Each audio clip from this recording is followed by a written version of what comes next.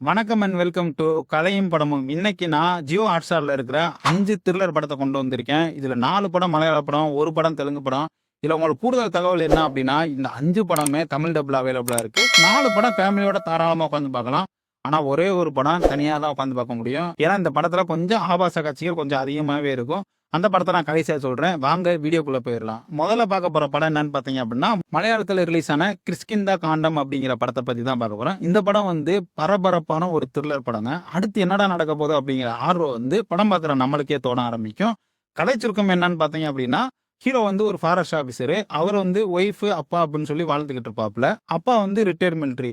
இப்போ அந்த ஏரியால எலெக்ஷன் நடக்க ஆரம்பிக்கும். அதனால யாரெல்லாம் லைசென்ஸ் வச்சிருக்க துப்பாக்கி எல்லாம் வச்சிருக்காங்களோ அதை போலீஸ் ஸ்டேஷன்ல சப்மிட் பண்ணணும் அப்படின்னு சொல்லி ஒரு செய்தி ஏற்கனவே வெளியிட்டு இருப்பாங்க. இப்போ அவங்க அப்பா ரிட்டையர் மிலிட்ரி அப்படிங்கறனால அவர்கிட்டயும் ஒரு துப்பாக்கி இருக்கும். ஆனா அவர் மட்டும் போய் சரண்டர் பண்ணாம இருப்பாப்புல. என்ன ஏது அப்படின்னு சொல்லி விசாரிச்சு வீட்டுல போலீஸ் பார்ப்பாங்க. அப்போதான் ஒரு அதிர்ச்சியான ஒரு உண்மை காத்திருக்கும். தலைவர் துப்பாக்கியை தொலைச்சிருப்பாப்புல. இப்போ காணாம போன துப்பாக்கியை வீடு ஃபுல்லா ராவி பார்ப்பாங்க. அவங்களால துப்பாக்கியை கண்டுபிடிக்கவும் முடியாது. அதே நேரத்துல பாத்தீங்க அப்படின்னா, பக்கத்து ஏரியால ஒரு கன்னு ஃபயர் ஆயிருக்கு அப்படின்ற செய்தி ஊர் முழுக்க பரவ ஆரம்பிச்சிரும். ஒருவேளை இவரோட காணாம போன துப்பாக்கியை வச்சுதான் எவனோ ஒருத்தன் கன்னை ஃபயர் பண்ணிப்பான் அப்படின்னு சொல்லி போலீஸ் ஒரு சைடு விசாரிக்க ஆரம்பிப்பாங்க. ஆனா ஹீரோயின் அபர்ணா பானமூர்த்திக்கு மட்டும் மாமனார் மேல ஒரு சந்தேகம் ஏற்பட ஆரம்பிக்கும். என்னடா இவரு துப்பாக்கி காணாம போனதுல இருந்து தலைவர் ஒரு போக்கே சரியில்லாம மர்மமாவே அவரோட செயல்பாடு எல்லாமே இருக்கே அப்படின்னு சொல்லி அவங்க போய் அவங்க புருஷன்கிட்ட சொல்லுவாங்க. இப்ப இவர் ஏன் மர்மமாவே செயல்படுறாப்புல, காணாம போன துப்பாக்கியை கண்டுபிடிச்சாங்களா இல்லையா அப்படிங்கறதுதான் படத்தோட மீதி கதை. இந்த படத்தோட திரைக்கதை எல்லாமே நல்லா விறுவிறுப்பா கொண்டு போயிருப்பாங்க. கிளைமேக்ஸ் வர ட்விஸ்ட் அன்எக்ஸ்பெக்டடா இருக்கும். படமும் சூப்பராகவே இருக்கும். இந்த படம் தமிழ் டபுளே இருக்கு. இந்த படத்தோட பிளஸ் என்ன அப்படின்னு சொல்லி பார்த்தீங்க அப்படின்னா, சிம்பிளான ஒரு கதை தான். அந்த கதையில நம்மளை நல்லாவே ஈடுபடுத்தி கொண்டு போயிருப்பாங்க. கொஞ்சம் ஸ்லோவா போற மாதிரி ஃபீலும் நம்மளுக்கு கண்டிப்பா இருக்கும். ஆனா அந்த த்ரில்லர் மூமெண்ட் எல்லாமே படத்துல நல்லா சூப்பராகவே இருக்கும். இந்த படத்துக்கு கதையின் படம் ரேட்டிங் என்ன அப்படின்னு சொல்லி பார்த்தீங்க அப்படின்னா 10க்கு 7 கொடுக்கலாம். வாங்க 2வது படத்துக்கு போயிடலாம். இந்த படத்தை பார்த்தீங்க அப்படின்னா, இந்த படத்தை படமா மட்டுமே பாருங்க. ஏன் அப்படின்னா, இந்த படத்தை பார்த்ததுக்கு அப்புறம் இதுல எனக்கு இன்ஸ்பயர் ஆயிடுச்சுப்பா, அந்த வேலையில நான் ஈடுபட போறேன்ப்பா அப்படின்னு சொல்லி ஈடுபட்டீங்க அப்படின்னா, அதுக்கடுத்து உங்களுக்கு என்ன நடந்தாலும் அதுக்கு நிர்வாகம் பொறுப்பாகாது. அப்படிப்பட்ட கதையா அப்படின்னு சொல்லி கேட்டீங்க அப்படின்னா, ஆமா இந்த படம் ஒரு அப்படிப்பட்ட கதை தான். படத்தோட பேர் முகுந்தன் உன்னி அசோசியேட்ஸ். கதை சுருக்கம் என்ன அப்படின்னு சொல்லி பார்த்தீங்க அப்படின்னா, படத்தோட ஹீரோ ஒரு வக்கீலுங்க. அவரு கேஸ் எதுவுமே இல்லாம வேலையும் இருக்காது. அதனால அப்படியே சாதாரண ஒரு வாழ்க்கை வாழ்றதுக்கே ரொம்ப கஷ்டப்பட்டுக்கிட்டு இருக்கிற ஒரு ஆளு. இப்படி இருக்கிற நேரத்துல அவங்க அம்மாவுக்கு ஒரு சின்னதா ஆக்சிடென்ட் ஆயிரும். அந்த ஆக்சிடென்ட்னால அவர் எப்படியா இன்சூரன்ஸ் கிளைம் பண்ணா ஒரு அமௌண்ட் வரும்ல, அதை எடுத்துக்கலாம் அப்படின்னு சொல்லி அவர் இன்னொரு வக்கீல் கிட்ட போவாரு. அவரும் இன்சூரன்ஸையும் கிளைம் பண்ணி அமௌண்ட்டையும் வாங்கி கொடுத்துருவாப்புல. இது எல்லாமே ஃப்ராட் வேலை பண்ணி தான் வாங்கி கொடுத்துருப்பாங்க. ஆஹா, அவர் பார்க்குற வேலை நல்லா இருக்கே, நம்ம ஏன் அந்த வேலையை பின்பற்றக்கூடாது அப்படின்னு சொல்லி ஹீரோ அதே வேலையை பின்பற்றி அவர் ஒரு பல்கான அமௌண்ட் எல்லாமே சேகரிச்சுக்கிட்டு இருப்பாப்புல. இப்போ இந்த போலியான வேலையை பார்த்துக்கிட்டு இருக்கிற ஹீரோ போலீஸ் கிட்ட மாட்டினாப்ல இல்லையா அப்படிங்கிற ஒரு சுவாரஸ்யம் நம்மளுக்குள்ள இருக்கும். அதையுமே படத்துல காமிச்சிருப்பாங்க. ஆனா படத்தோட கிளைமேக்ஸ் அன்அக்செப்டடா இருக்கும். இந்த படத்தோட பிளஸ் என்ன அப்படின்னு சொல்லி பார்த்தீங்க அப்படின்னா, எடுத்துக்கிட்ட கதைக்களம் சூப்பரா இருக்கும். அதே மாதிரி நடிச்சிருக்க எல்லாமே நல்லாவே நடிச்சிருப்பாங்க. நல்ல த்ரில்லரான விறுவிறுப்பா போகும். இவன் மாட்டோனா மாட்ட மாட்டானா அப்படிங்கிற ஒரு கியூரியாசிட்டி நம்மளுக்குள்ளே இருக்கும். இந்த படத்துக்கு அதையும் படம் ரேட்டிங் என்ன அப்படின்னு சொல்லி பார்த்தீங்க அப்படின்னா, 10க்கு 6.8 கொடுப்பேன். படம் நல்லாவே இருக்கும். ஜியோ ஹாட்ஸ்டார்ல இந்த படமும் தமிழ் டப்லே இருக்கு. 3வதா நான் சொல்ல போற படம் என்னன்னு பார்த்தீங்க அப்படின்னா, நெரு அப்படிங்கிற ஒரு மலையாள படம். இந்த படத்துல பார்த்தீங்க அப்படின்னா, மோகன்லால் மெயின் ரோல் பண்ணியிருப்பாரு. ஒரு சாட்சி சொல்லணும். ஆனா அந்த சாட்சியை கண்ணு தெரியாத பெண்ணு தான் சொல்லணும். அவங்க தான் ஐடென்டிஃபை பண்ணி அதுக்கு தீர்ப்பும் வாங்கி கொடுக்கணும். அப்படின்றப்போ என்னடா கண்ணு தெரியாத பெண்ணு எப்படிடா சாட்சி சொல்லும் அப்படின்ற கியூரியாசிட்டி நமக்குள்ள இருக்கும். அந்த பொண்ணை என்ன பண்ணுச்சு, எப்படி சொல்லுச்சு அப்படிங்கிறத இந்த படத்துல சூப்பராகவே காமிச்சிருப்பாங்க. கதை சுருக்கம் என்ன அப்படின்னு பாத்தீங்க அப்படின்னா, கண்ணு தெரியாத ஒரு இளம் பெண்ணை பட்டப்பகல்ல அவங்க வீட்டுக்குள்ள எவனோ ஒருத்தன் பாலியல் வன்கொடுமைக்கு உள்ளாக்கிடுவான். இவன் தான் குற்றவாளி, இவன் தான் அதை பண்ணா அப்படின்னு சொல்லி அந்த இளம்பெண் ஒரு சில ஐடென்டிஃபை பண்ணி கேஸ் போட்டிருப்பாங்க. ஆனா அவன் மிகப்பெரிய பணக்கார வீட்டு பையன். அதனால பல இன்ஃபுளுன்ஸ் எல்லாமே பயன்படுத்தி அந்த கேஸ்ல இருந்து வெளியே வந்துருவான். வெளியே வந்தது மட்டும் இல்லாம அந்த கேஸை அப்படியே அந்த பெண்ணுக்கு எதிராகவே திருப்பி விட்டுருப்பாங்க. இப்படி இருக்க நேரத்துல இதை எப்படியா சால்வ் பண்ணி ஆகணும் அப்படின்னு சொல்லி மோகன்லால் கிட்ட போவாங்க. அவரு அதுக்கடுத்து களம் இறங்குவாப்புல. இறங்கி இன்வெஸ்டிகேஷன்லாம் பண்ணி அந்த பணக்கார வீட்டு பையனை எப்படி தண்டனை வாங்கி கொடுக்கறதுக்கு என்னென்னலாம் பண்ணாப்புல அப்படிங்கிறது தான் படத்தோட மீதி கதை. சும்மா மிரட்டி விட்டுருப்பாங்க. அந்த கண்ணு தெரியாத பெண்ணு எப்படி சாட்சி சொல்லுது அப்படிங்கிறது சூப்பராகவே காமிச்சிருப்பாங்க. இந்த படத்துக்கு கதையும் படம் ரேட்டிங் என்னன்னு பார்த்தீங்க அப்படின்னா 10க்கு 6.5 கொடுப்பேன். படம் சூப்பராகவே இருக்கும். 4வது சொல்ல போகிற படம் என்னன்னு பார்த்தீங்க அப்படின்னா ஒரு த்ரில்லர் படங்க. இந்த படம் வந்து போலீஸ் ஸ்டேஷன்ல நடக்கும்.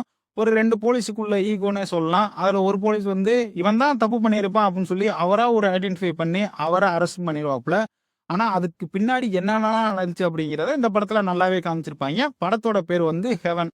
படத்தோட ஹீரோ வந்து ஒரு போலீஸ் ஆபீசரு. அவருக்கு வந்து இந்த இடத்துல ஒரு கிரைம் நடந்திருக்கு சார். ஆனா எல்லாருமே ஸ்பாட் அவுட்டு. யாரோ ஒருத்தன் இங்க இருக்கிறவங்க எல்லாத்தையுமே கொலை பண்ணிட்டு தப்பிச்சு போயிட்டான் அப்படின்ற நியூஸ் வந்தோடனேவும் அவரும் அங்க போய் என்ன நடந்துச்சு அப்படின்னு சொல்லி போய் பார்க்க போவாப்புல. அவர் அங்க போய் பார்த்ததுக்கு அப்புறம் தான் இவருக்கு மிகப்பெரிய ஷாக்கான ஒரு நியூஸ் இருக்கும். அது என்னன்னு பார்த்தீங்க அப்படின்னா அந்த ஃபேமிலியவே கொலை பண்ணி வச்சிருப்பாங்க. அந்த ஃபேமிலியில ஒரு பையனும் இறந்து போயிருப்பான். அந்த பையன் வந்து இவரோட பையன். ஏற்கனவே வந்து தலைவர் வந்து ஒய்ஃப் இல்லாம மகன் மட்டும்தான் உலகம் அப்படின்னு சொல்லி வாழ்ந்துகிட்டு இருப்பாப்ல. இப்படி இருக்க நேரத்துல இவனையும் கொலை பண்ணிட்டாங்களே. அப்போ இவரு அந்த கொலைகாரனை கண்டுபிடிக்கிறதுக்கு என்னெல்லாம் முயற்சி மேற்கொண்டாப்புல. அதுக்கடுத்து அந்த கொலைகாரனை கண்டுபிடிச்சிட்டு அவன் தான் இவர் என்ன பண்ணாப்புல அப்படிங்கிறதான் படத்தோட கதை. அதுக்கடுத்து சொன்ன மாரி, இந்த போலீஸ இவர அரெஸ்ட் பண்ணிட்டாய்ங்க அப்படின்னு சொல்லுவேல்ல, அதே மாரி இவர அரெஸ்ட்டும் பண்ணிருவாய்ங்க.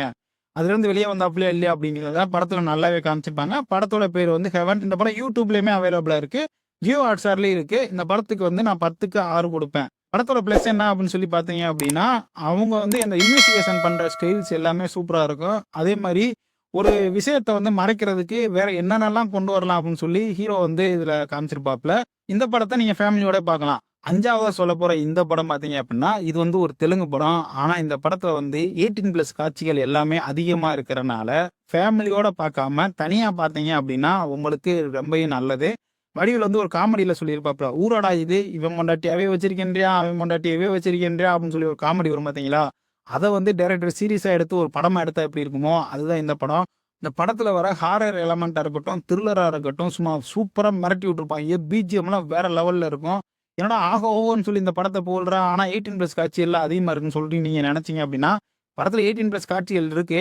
ஆனா முழுசா இந்த படத்த பார்த்ததுக்கப்புறம், இந்த காட்சிகள் இந்த படத்துக்கு இருந்தா மட்டும் தான் இந்த படம் நல்லா இருக்கும் அப்படிங்கிற எண்ணம் வந்து உங்களுக்கே தோண ஆரம்பிக்கும். படத்தோட பேர் வந்து மங்களவரம். தமிழ்ல வந்து செவ்வாய்க்கிழமை அப்படிங்கிற பேர்ல வந்து ரிலீஸ் ஆச்சு. படத்தோட கதை சுருக்கம் என்ன அப்படின்னு சொல்லி பார்த்தீங்க அப்படின்னா, ஒவ்வொரு செவ்வாய்க்கிழமையும் ஊர்ல இருக்கிற ஒவ்வொரு கள்ளக்காதல் ஜோடியாவும் இறந்து போயிருவாங்க. இதுல சுவாரஸ்யம் என்ன அப்படின்னு பார்த்தீங்க அப்படின்னா, இன்னாரோட புருஷன் இன்னாரோட பொண்டாட்டி கூட தொடர்புல இருக்கான்ப்பா அப்படின்னு சொல்லி எவனோ ஒருத்தன் செவத்துல எழுதி வச்சிருக்கான். இப்படி எழுதி வச்சிருக்கிறனால இவங்களுக்கு வந்து ரொம்பயும் பயம் ஏற்பட ஆரம்பிக்கும். அதுக்கடுத்த வாரமும் ஒவ்வொரு ஜோடியுமா இறந்து போனோடனேவும் ஊர் மக்களுக்கு எல்லாத்துக்குமே ஒரு சில பயங்கள் ஏற்பட ஆரம்பிச்சிடும். எல்லாருமே பயந்து போயிருப்பாங்க. அதுக்கடுத்து எவன் பொண்டாட்டி எவன் புருஷன் பேர் வரப்போகுதுன்னு தெரியல. அதனால நம்ம வந்து எவன் செவத்துல எழுதுறானோ அவனை கண்டுபிடிச்சிட்டோம் அப்படின்னா கொலைகாரனை ஈஸியா கண்டுபிடிச்சிடலாம் அப்படின்னு சொல்லி செவத்துல எழுதுறவனை தேடுதல் வேட்டையில இறங்க ஆரம்பிப்பாங்க. இப்போ அவன் இவங்க கையில கிடைச்சானா, கொலைகாரனை கண்டுபிடிச்சான் எல்லாம் அதுக்கடுத்து என்னெல்லாம் நடந்துச்சு அப்படிங்கிறதான் படத்தோட மீதி கதை. இந்த படத்துல வந்து முக்கியமான ஒரு கான்செப்டை பத்தி பேசியிருப்பாங்க. படம் பார்த்து தெரிஞ்சுக்கங்க. இந்த படத்தோட பிளஸ் என்ன அப்படின்னு சொல்லி பார்த்தீங்க அப்படின்னா, ஹாரர் எலமெண்ட் அதுக்கப்புறம் த்ரில்லர் இந்த படத்துல செம்மையா ஒர்க் அவுட் ஆயிருக்கும். அதே மாதிரி படம் ஆரம்பத்துல இருந்து விறுவிறுப்பா எந்த இடத்துலயுமே போர் அடிக்காம சூப்பரா கொண்டு போயிருப்பாங்க. பிஜிஎம் சூப்பராகவே ஒர்க் அவுட் ஆயிருக்கும். படத்துல நெகட்டிவ் என்ன அப்படின்னு சொல்லி பார்த்தீங்க அப்படின்னா, இந்த படத்துக்கு 18+ காட்சிகள் தேவைதான். அதுக்காண்டி இவ்வளோ தேவையா அப்படின்னு கேட்டா, இதுல கொஞ்சம் குறைச்சிருக்கலாம் அப்படிங்கிற மாதிரி ஃபீல் பார்க்குறப்ப இருக்கும். இந்த படத்தோட பேர் மங்களவரம். இந்த படத்துக்கு கதையின் படம் ரேட்டிங் என்ன அப்படின்னா 6.9 கொடுப்பேன். படம் சூப்பராகவே இருக்கும். நான் சொன்ன இந்த 5 படமும் நீங்க இதுக்கு முன்னாடி பார்த்துட்டேன், இல்ல இனிமேல் பார்க்க போறீங்க அப்படின்னா, உங்களுக்கே அந்த படத்துல பிடிச்ச விஷயம் எல்லாம் கமெண்ட் பாக்ஸ்ல தெரிவிங்க. இந்த வீடியோ உங்களுக்கு பிடிச்சிருந்துச்சு அப்படின்னா மறக்காம ஒரு லைக் பண்ணிட்டு உங்க ஃப்ரெண்ட்ஸ் அண்ட் ஃபேமிலிக்கு ஷேர் பண்ணுங்க. அடுத்து ஒரு நல்ல வீடியோல உங்களை சந்திக்கிறேன். நன்றி, வணக்கம்.